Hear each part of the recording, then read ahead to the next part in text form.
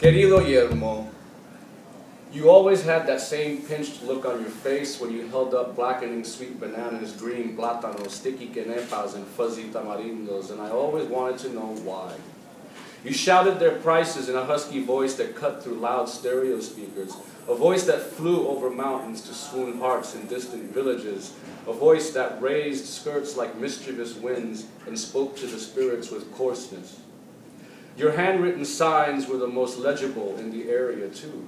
Young women and maricones often stopped to see what you were selling, but more often to admire your earthly beauty, you who the river gave birth to. You who impregnated me with something I will never part with, something I will never deliver and birth and hold. Did you know this? I think you did. And you were always in the same spot, too, right before the turnoff to the main highway that went to San Juan going east, or to Quebradillas in the west going the other way. You never wore a hat, but always wore the same brown trousers and scuffed black sneakers. Everything you owned smelled like your sweat. Everything. I never saw you take your shirt off either, even during the prickling and maddening temperatures of high, humid summer. When you had time to yourself between customers, you read newspapers, perhaps El Nuevo Dia or Primera Hora. Every time I saw you, I thought the same thing. One of these days I will stop. And one day I fought my most profound fear of you, and I did. It was a Friday. I even remember that. Cutting quickly to the right after a rare break in traffic, I parked my car and walked over to you with my hands in my jeans. You were alone. Feeling a little insecure, I shot you a friendly smile and said, "Buenas." A man with a big black car, you said, with a smirk returning my false image of you. I can never figure out how to stop here. You're new to the island, aren't you, you asked in Spanish, while running your fingernails through your jet black crew-cut bristle, scraping it like a guido. I'm studying here, taking a break from New York, I informed you, while peering into a green bucket filled with yellow and black bananas, which you were selling 5 for $1. I'll take 10 of those, please, I requested, pointing to them. You had them bagged and ready to relish in seconds, boasting, "These are the best in Arecibo, and quenepas are in season right now." It was then that you scratched your ripened nipple through your t-shirt while pointing at the pile of sticky berries by my feet.